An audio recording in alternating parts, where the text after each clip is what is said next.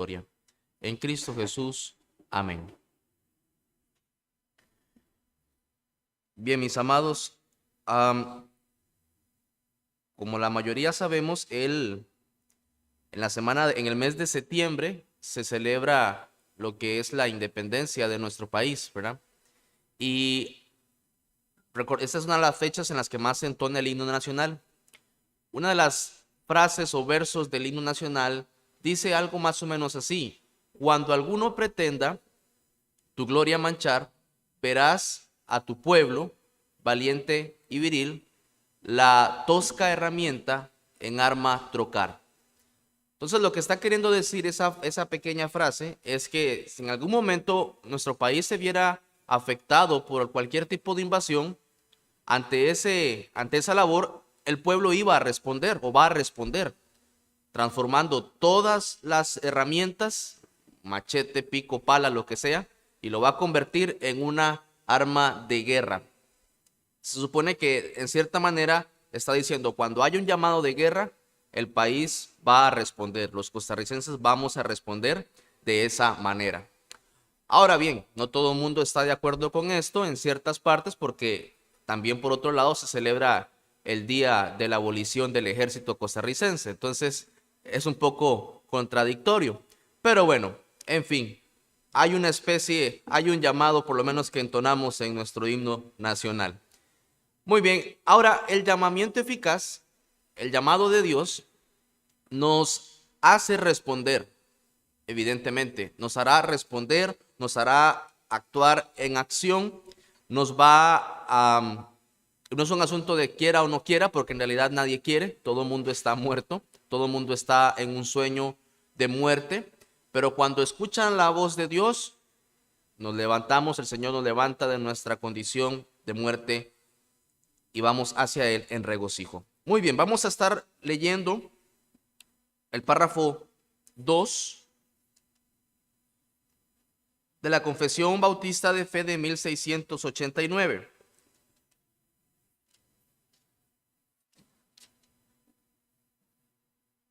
Y en esta mañana estaremos viendo los artículos 2, 3 y el 4 también, los párrafos. Dice así el párrafo 2. Este llamamiento eficaz proviene solamente de la gracia libre y especial de Dios, no de ninguna cosa prevista en el hombre, ni por ningún poder ni instrumentalidad de la criatura. Siendo el hombre en esto enteramente pasivo, al estar muerto en delitos y pecados hasta que es vivificado y renovado por el Espíritu Santo, es capacitado de este modo para responder a este llamamiento y para recibir la gracia ofrecida y transmitida en él, y esto por un poder no menor que el que resucitó a Cristo de los muertos. La última vez que tocamos este tema, vimos los medios que sucedían, los medios por los que Dios obraba para llamar a una persona, y era por medio de la predicación de la palabra. También hablamos acerca de que hay dos tipos de llamamiento: el llamamiento general y el llamamiento eficaz o el llamamiento interno. Del llamamiento general dijimos que es el llamamiento en el cual usted predica el evangelio a toda criatura, pero es solamente aquellos elegidos por el Señor que responden a esa predicación y por lo tanto van a Él en arrepentimiento y fe. Vimos también que es por medio de la palabra, el Espíritu Santo actúa en nosotros, nos renueva, nos transforma, nos da un corazón de carne, quita el corazón de piedra, circuncida nuestro corazón también y nos hace ir en pos de Él siempre. Todo eso fue lo que vimos a grandes rasgos. Cambia por completo nuestra mentalidad. De ciegos ahora podemos ver. Como dice el himno, fui ciego, ahora puedo ver. Y una persona que usa lentes puede entender esta referencia en cierta medida, porque cuando no los tiene, todo lo ve borroso, no distingue números, no distingue señas, pero cuando se pone lentes dice, es que es tan diferente, ver cómo todo lo puedo ver. Bueno, así pasa, y muchísimo mayor todavía, en un sentido espiritual. De hecho, lo dice Corintios, el hombre natural no entiende las cosas que son del espíritu, porque para él son locura, no las puede entender. Usted lee un pasaje de la Biblia, tal vez usted hoy está aquí con nosotros y lee la Biblia y dice, yo no entiendo, no sé ni cómo leerla, no sé ni por dónde empezar, no sé ni qué debo leer y qué significa esto que leo. Bueno, una persona que ha nacido de nuevo y que el Señor ha alumbrado sus ojos, busca leer la Escritura, anhela leerla y crecer en ella y bueno, todo un proceso de regeneración, de la regeneración, perdón. Ahora, también vemos en el párrafo 2 que este llamamiento es monergístico. ¿Y qué es eso de monergístico? El primer verso de nuestra confesión dice que este llamamiento proviene solamente de la gracia libre y especial de Dios, no de ninguna cosa prevista en el hombre, ni por ningún poder ni instrumentalidad en la criatura. En la teología, a grandes rasgos, el monergismo es la doctrina o lo que apunta de que según la cual el Espíritu Santo es el único agente eficiente en la regeneración, pues la voluntad humana no tiene inclinación hacia la santidad hasta que ha sido regenerada y por lo tanto no puede cooperar en la regeneración. ¿Qué es esto que quiero decir? Bueno, lo que quiero decir es, a grandes rasgos, es esto. Solo el poder de Dios y solo Dios actúa en el hombre para que el hombre pueda ver y entender. Porque nosotros, antes de que Dios hiciera esa obra, estábamos o somos esclavos del pecado. ¿A qué me refiero con esclavo del pecado? Que un esclavo va a hacer lo que su amo le pida que haga. Entonces, si su amo es el pecado le va a decir que haga solo cosas pecaminosas. ¿Y a qué me refiero con cosas pecaminosas? A todo lo que es contrario a la ley de Dios. Yo sé que todos sabemos esto, la mayoría sabemos esto, pero es importante hacer el énfasis. A usted no le gusta leer la Biblia, es porque usted es esclavo del pecado. No le gusta orar, usted es esclavo del pecado. No le gusta, las fiestas, le gusta la inmoralidad, le gusta el alcohol, le gusta vivir una vida libertina. Es por el pecado, porque usted es esclavo del pecado. El pecado está ahí diciéndole, hoy vas a hacer esto, y usted por su mente ni siquiera le pasan algunas cosas, por su mente no le pasan a hacer cosas espirituales. De hecho, Cristo Jesús le dijo a los fariseos, ustedes son malos, vosotros siendo malos. A veces yo hago cosas buenas, sí, a veces. Y no son tan buenas en realidad. No son tan buenas porque no son para la gloria de Dios. Son cosas meramente dádivas, diría Cristo. Dice, ustedes siendo malos saben dar buenas dádivas a sus hijos.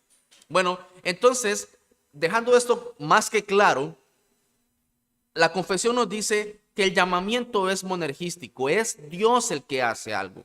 Nosotros no hacemos nada, nosotros no podemos hacer nada. Aunque quisiéramos, no podríamos hacer nada. ¿Qué hace un muerto? ¿Qué hace un muerto para revivirse? No puede hacer nada, ahí está muerto. Hace poco conocí a un doctor que en una ocasión le llevaron un paciente que ya estaba muerto, y él lo que hizo fue que lo llevaban como en la camilla y me cuentan que él lo bajó, lo tiró al piso y le empezó a hacer como estos golpes que le dan en el pecho, reanimarlo, y revivió y pudo levantarse. O sea, Dios físicamente hablando lo despertó, estaba muerto, tenía como media hora ya y él lo reanimó. Pero ¿qué hizo ese muerto ahí en esa camilla? Nada. No hizo absolutamente nada. ¿Qué hacemos nosotros entonces para que el Señor nos salve? No hacemos nada. Si no me equivoco, creo que fue R.C. Sproul que dijo, lo que el hombre aporta en la salvación es que aporta el pecado, nada más. Porque después de ahí, todo es de Dios. Toda la obra es del Señor. Vamos a 2 Timoteo capítulo 1, versículo 9. Ahí están los pasajes que apoyan estos puntos de nuestra confesión. Pero quiero que los leamos, porque a veces nosotros leemos la confesión y decimos, sí, estamos de acuerdo con esto, pero no vamos a los pasajes. Los pasajes como que afirman más estas verdades. Segunda Timoteo 1:9.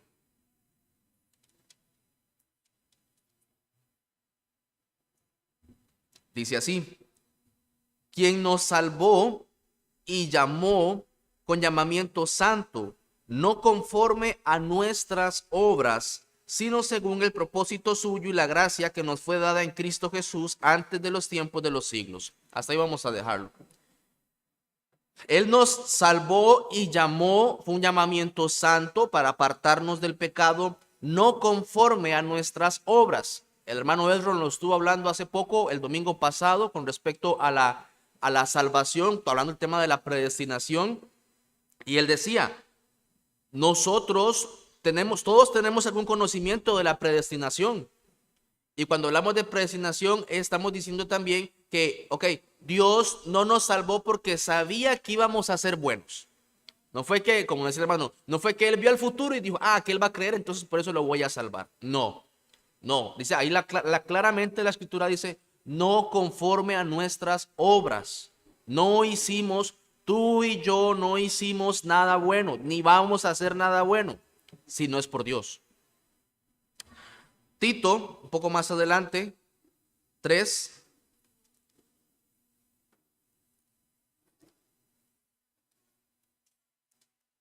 Cuatro y 5.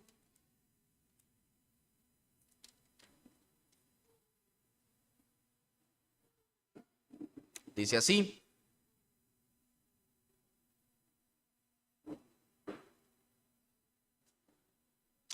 dice Tito 3, 4 y 5. Pero cuando se manifestó la bondad de Dios, nuestro Salvador, y su amor para con los hombres, nos salvó, no por obras de justicia que nosotros hubiéramos hecho, sino por su misericordia, por el lavamiento de la regeneración y de la renovación en el Espíritu Santo. Dice, no por obras de justicia que nosotros hubiéramos hecho. ¿Por qué? Porque la Biblia también dice en Isaías que todas nuestras justicias son como trapos de inmundicia. O sea, lo más bueno, de lo mejor que usted pueda hacer en su vida, eso no sirve para nada. Algo así es. Algo así es.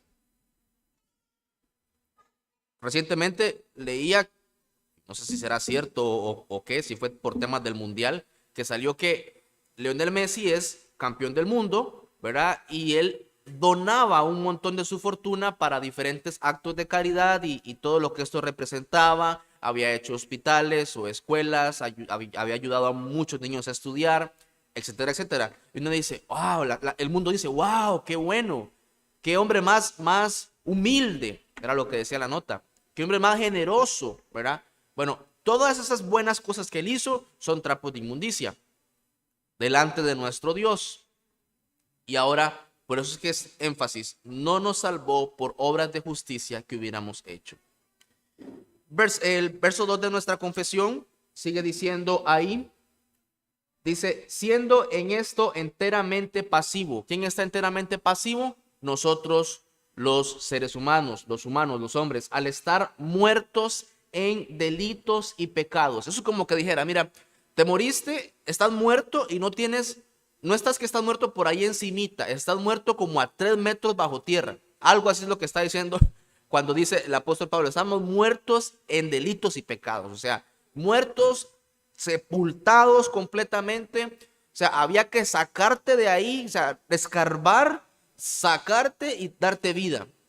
Eso es lo que está diciendo como muertos en delitos y pecados hasta que es vivificado y renovado por el Espíritu Santo. ¿Por qué? Porque el hombre no tiene ningún tipo de interés, ningún tipo de interés. Yo no sé si usted recuerda cuando el Señor lo salvó, cuando el Señor lo salvó, no sé si se acuerda. Yo sí me acuerdo. Recuerdo que el Señor me salvó un sábado en el que yo estaba jugando videojuegos, y siempre cuento este testimonio. Yo estaba metido en mis videojuegos en la casa de un vecino y mi madre me dice, José, vaya a la iglesia. Y yo, ¿qué, señora? Yo no quiero ir a la iglesia. Yo estoy aquí jugando, estoy a punto de pasar mi nivel, decía yo.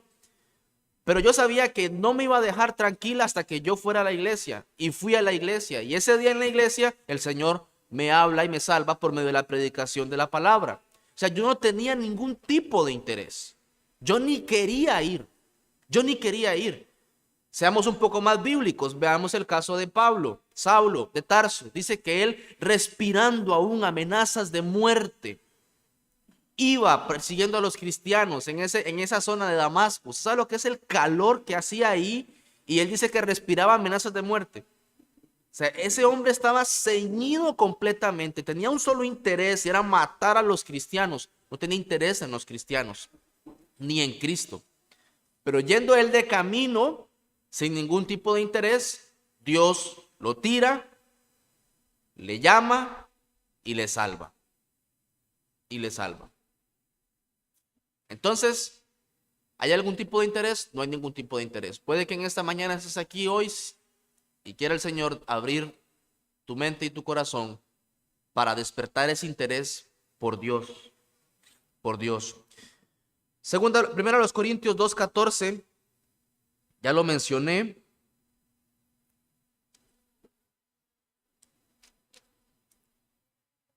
Dice así, primero los Corintios 2:14.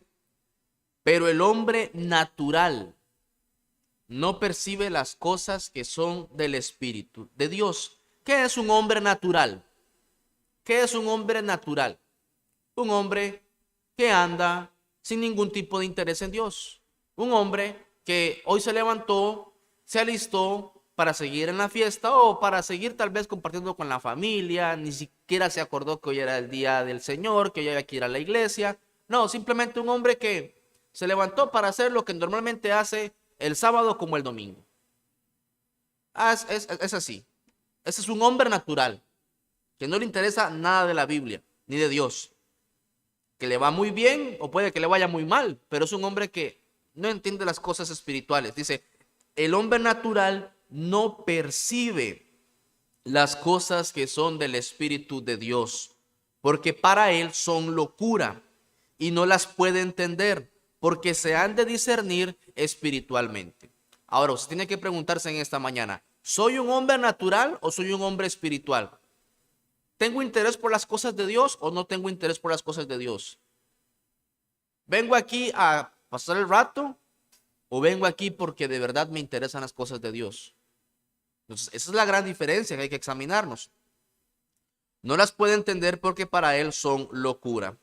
Y el verso 3 dice que por la obra del Espíritu Santo es vivificado y renovado. Dice, es capacitado el hombre por el Espíritu Santo, es capacitado de este modo para responder a este llamamiento y para recibir la gracia que éste ofrece y transmite.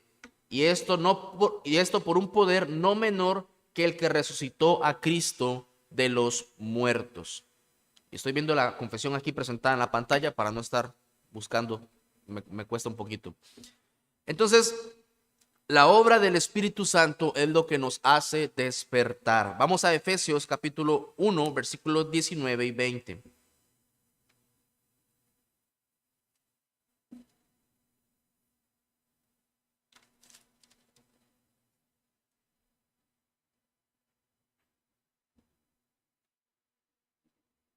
Efesios 1, 19 y 20.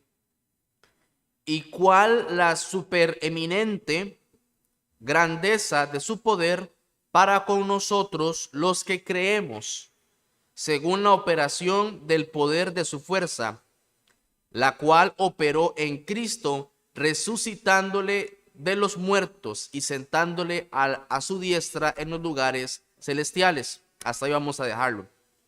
Pero dice que este poder que resucitó a Cristo también operó en nosotros para despertarnos de nuestra condición de muerte y pasar a una condición de vida. Es muy sorprendente, ¿verdad? Cuando una persona se murió y dice, es que estuve muerto media hora. He escuchado casos de gente que se murió media hora, a veces hasta una hora, y lo reanimaron y se levantó. Es impresionante. Bueno, el Señor dice que estuvo muerto 3 días y resucitó. 3 días y resucitó. Para que quedara bien claro, bien evidente que Él no se desmayó, sino que Él se murió. Fueron 3 días y resucitó. Igual fue con Lázaro. Ahora nosotros estuvimos muertos, yo no sé cuántos años estuvo usted muerto, pero el Señor lo levantó. El Señor le despertó. Yo recuerdo hermanos que estuvieron muertos muchos años y de un pronto a otro alguien les habló y se despertó y empezó a leer la Biblia y empezó a querer y a buscar y a desear, y el Señor los ha sostenido hasta el día de hoy. Y por mucho tiempo fueron a la iglesia. Por mucho tiempo estuvieron en la iglesia yendo y estaban muertos. Entonces, ir a la iglesia no es garantía de que usted está realmente vivo. Son dos cosas muy diferentes. Bien, vamos al párrafo 3 de nuestra confesión. Y este párrafo se las trae, como dirían.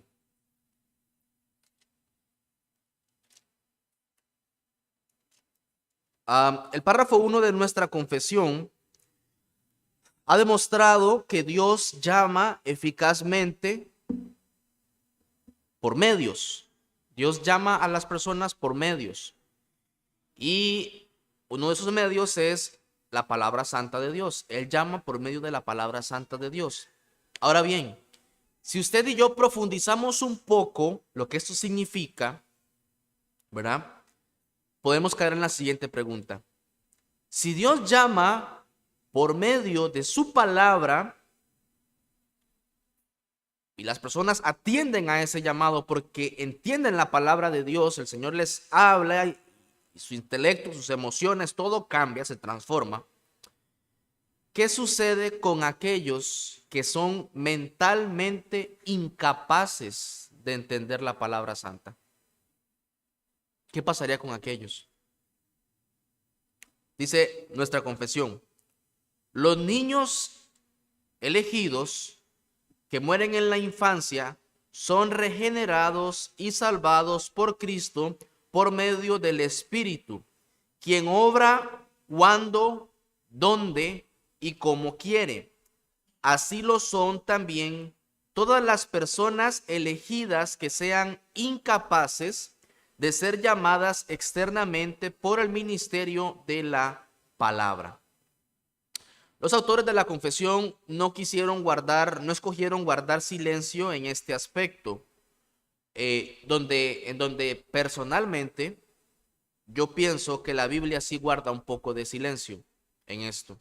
Ellos quisieron abordar este tema y hablaron acerca de los niños escogidos. Vamos a ver lo que la palabra de Dios, lo que la confesión está diciendo. La confesión dice: personas escogidas que sean incapaces de ser llamadas externamente por el ministerio de la palabra.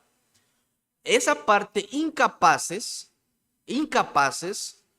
tiene que traducirse, o tenemos que entender que lo que quiere significar aquí es personas extremadamente discapacitadas en su condición psíquica, o sea, en su mente, que sufran de una discapacidad extremada a las cuales usted no puedan ellos entender la palabra de Dios, la palabra santa. Ahora, también la confesión afirma que los niños escogidos que mueren en la infancia, esos serán salvos. La confesión dice niños escogidos, niños escogidos. Y lejos de abordar mucho, somos llamados a predicarles a los niños, hay que hablarles a los niños, predicarles hasta que el Señor les salve. Y hay dos personajes en la Biblia que son escogidos desde el vientre, ¿verdad?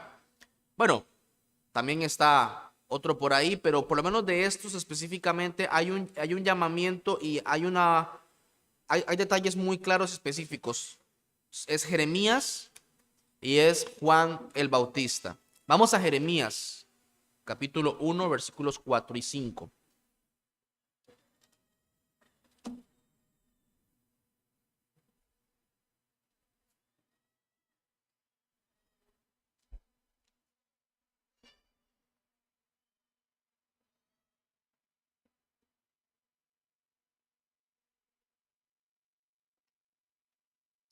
Jeremías 1, 4 y 5. Dice así la palabra de Dios. Vino pues palabra de Jehová a mí diciendo: antes que te formase en el vientre, te conocí. Y antes que nacieses, te santifiqué. Te di por profeta a las naciones. Entonces, antes que estuviera en el vientre y todo, ya él había sido llamado para ser profeta. Vamos a... El otro personaje es Juan el Bautista. Vamos a Lucas 1. 1, 4 y 5. Lucas 1. Vamos ahora a Lucas 1, 13 al 15.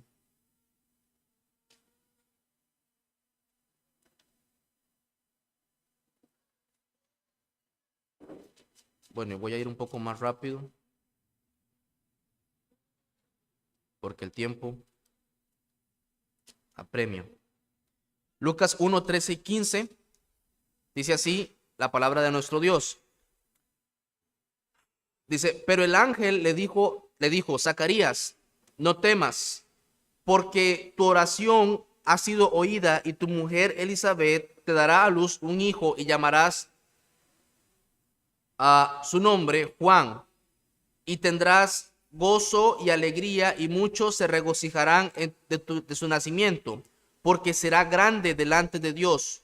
No beberá vino ni sidra, y será lleno del Espíritu Santo. ¿Cuándo? ¿Cuándo es que va a ser lleno? Dice: aún desde el vientre de su madre. Aún desde el vientre de su madre, Juan el Bautista ya había sido lleno del Espíritu Santo.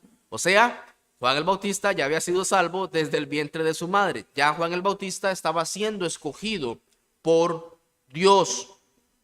Ahora, estos textos dan a entender que puede haber una obra sobrenatural sobre los niños que aún no tienen las facultades para escuchar el evangelio y aún así pueden ser salvos. Esto es lo que nos dan a entender esos textos. Juan el Bautista no había nacido, no se le había predicado y ya dice que era lleno del Espíritu Santo. Ahora, hay un problema con estos textos. Es el siguiente: es que ninguno de estos personajes murió cuando estaba siendo niño, cuando eran niños. Estos personajes crecieron, se desarrollaron, realizaron su obra. Más bien pareciera entonces que esto que dice la Escritura era como una confirmación de que Dios los había llamado al ministerio, a Jeremías y a Juan el Bautista, y por eso ellos desarrollaron el ministerio que desarrollaron. Entonces, por ahí hay un tema en el que tenemos que descansar en el Señor. Lo que tenemos que ver es lo que sí dice la Biblia. Lo que sí dice la Biblia. Tal vez la Biblia no diga nada acerca de esta cuestión directamente. Tal vez la Biblia no dice: ¿qué pasó con los niños que mueren, que no nacieron o que murieron a una temprana edad, 1 o 2 años, ¿verdad? No tuvieron la capacidad mental para entender el evangelio, la palabra santa. Bueno, hay que ver lo que sí dice la Biblia. Nuestros pensamientos deben ser gobernados por lo que la Biblia dice. Y lo que tenemos que entender es, lo primero, es nuestro conocimiento del carácter de Dios, su misericordia y bondad, su justicia y rectitud, su poder y soberanía. Estas cosas deben guiarnos, estas cosas deben guardar nuestros pensamientos y nuestra mente.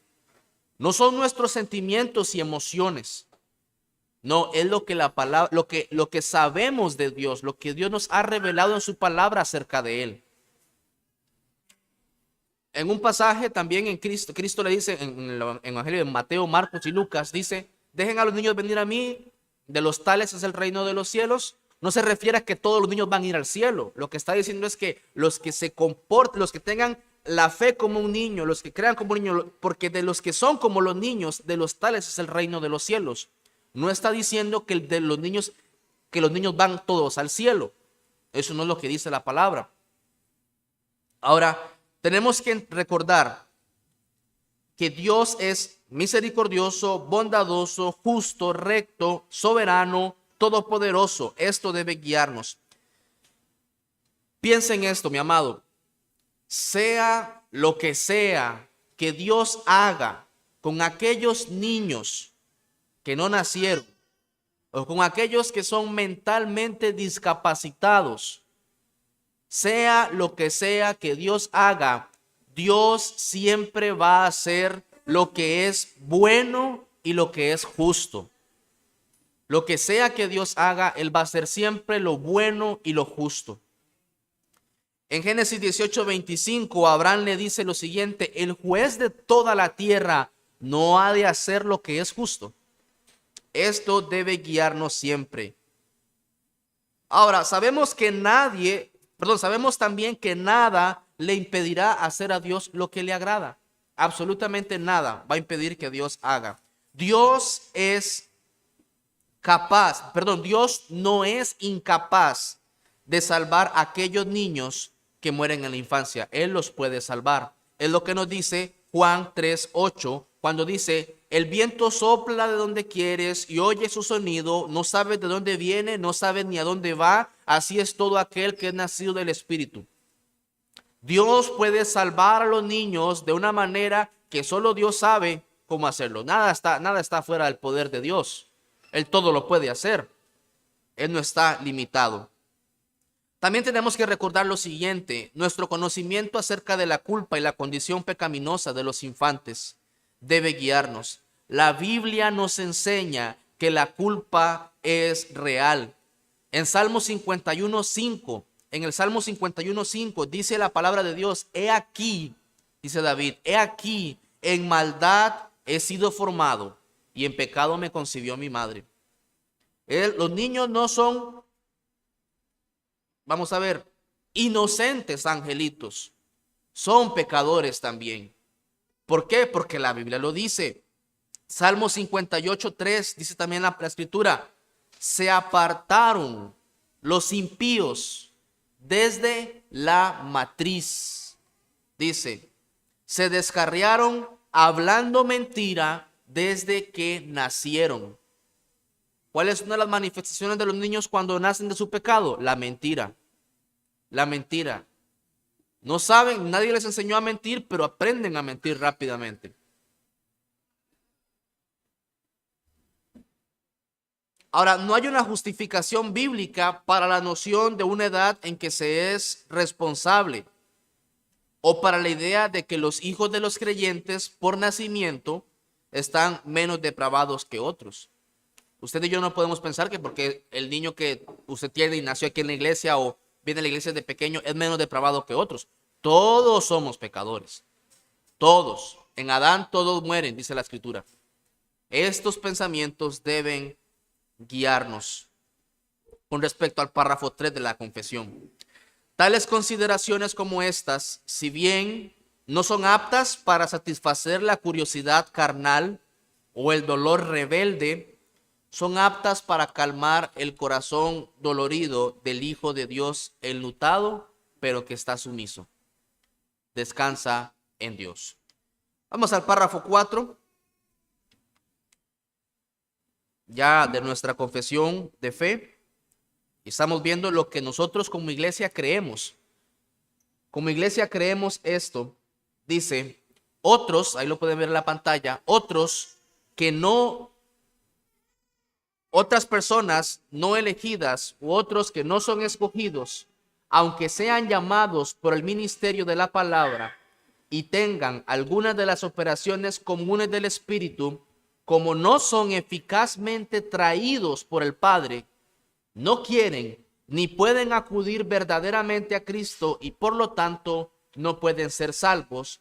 Mucho menos pueden ser salvos los que no reciben la religión cristiana, por muy diligentes que sean en conformar sus vidas a la luz de la naturaleza y a la ley de la religión que profesen.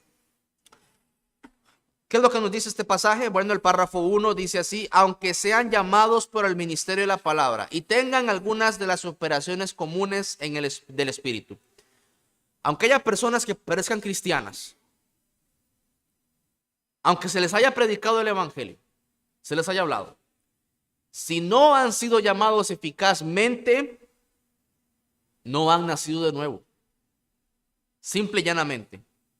En Mateo 7, 22 y 23 dice: muchos me dirán en aquel día, Señor, Señor. Mateo 7, 22 y 23. Señor, Señor, ¿no profetizamos en tu nombre y en tu nombre echamos fuera demonios y en tu nombre hicimos muchos milagros? Esas personas tenían ciertas manifestaciones de que tenían el poder del Espíritu. Y el Señor les dijo: entonces les declararé, nunca os conocí, apartaos de mí, hacedores de maldad. Dice Mateo 13, 20, 21. Cristo está explicando la parábola del sembrador y dice: y el que fue sembrado en pedregales, este es el que oye la palabra y al momento la recibe con gozo, pero no tiene raíz en sí, sino que es de corta duración, pues al venir la aflicción o la persecución por causa de la palabra, luego tropiezan. ¿Sabe?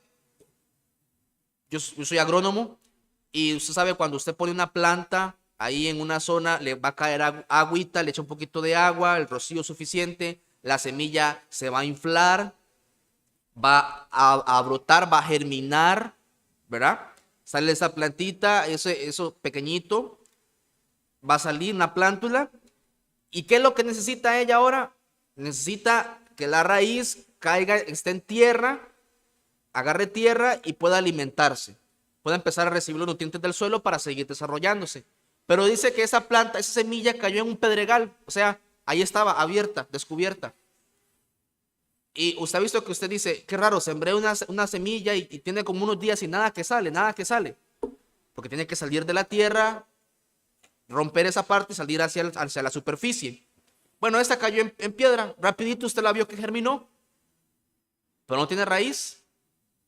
Le pegó el sol, no agarró nutrientes de ningún lado y se murió. Así es una persona, así puede ser una persona que no ha nacido de nuevo, que se comporta como un cristiano, pero la obra de Dios no está en esa persona todavía. No tiene raíz, no tiene raíz y se murió. Aún puede llegar y la Biblia dice, puede llegar al cielo. En el libro del Progreso del Peregrino dice que había un hombre que se topó con cristiano. Este libro es muy bueno para que lo puedan leer. Se topó con un cristiano y le dice: ¿tienes el rollo para entrar? No, yo no tengo ningún rollo. ¿Y cómo vas a entrar? Ah, todos mis familiares van por aquí siempre. Y cuando llega a la puerta, toca y dice: maestro, aquí estoy, ábreme. Nunca te conocí, no sé quién eres, aquí no puedes estar. Dice en Lucas, dice: escuchamos en las plazas tus predicaciones, lo que hablabas, lo que enseñabas, lo escuchábamos, estábamos ahí. Pero el Señor no ha hecho una obra en ellos realmente. Dice en el párrafo 2, en el segundo verso, dice: porque no quieren ni pueden acudir verdaderamente a Cristo. No quieren ir a Cristo verdaderamente. No hay intenciones reales por Cristo. Hay un maquillaje. Van a Cristo o van a la iglesia por otras razones y no verdaderamente por Cristo. Ese es el problema. Dice en Juan 6, 64 y 66: pero hay algunos de vosotros que no creen. Dice, ¿por qué? Porque Jesús sabía desde el principio quiénes eran los que no creían. Y vuelve a decir Jesús y dijo: por eso os he dicho que ninguno puede venir a mí si no le fuere dado del Padre. Desde entonces, muchos de sus discípulos volvieron atrás y ya no andaban con él. Puede que algo pase con alguna persona y simplemente ya no vuelva más, ni quiera nada más con el Señor. ¿Por qué? Posiblemente porque no había una obra realmente en su corazón hecha. Y dice mucho menos, dice ahí el verso 3 el verso 3 dice, mucho menos pueden ser salvos los que no reciben la religión cristiana, por muy diligentes que sean en conformar sus vidas a la luz de la naturaleza y a la ley de la religión que profesen. Jesucristo le dijo a la mujer samaritana, ustedes adoran lo que no saben. Así son esas personas que quieren conformarse, quieren cumplir con reglas para parecer cristianos, pero no son cristianos. ¿Y qué es lo que hacen entonces? Adoran lo que no saben. Así de sencillo. En Juan 17:3, Cristo dijo, y esta es la vida eterna. Esta es la vida eterna, que te conozcan a ti, el único Dios verdadero, y a Jesucristo, a quien has enviado. Si usted ahora conoce a Dios, usted se va a ver a sí mismo diferente. Se va a ver como un pecador. Si usted no conoce a Dios, usted se va a ver a sí mismo como otra persona que no es, como alguien muy bueno, como alguien muy capaz, como alguien que está haciendo las cosas como debe hacerlas y por eso se merece un premio, el cielo. Pero no es así.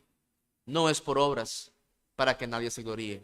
Es por la fe en Jesucristo, en conocerle a Él y conocer a Dios. Oremos. Dios eterno, gracias por este tiempo, por en tu misericordia permitirme enseñar tu palabra. Oro, Dios, que sea de bendición para las mentes que aún no te conocen y puedan conocer y crecer en santidad y sobre todo en salvación. En Cristo Jesús. Amén.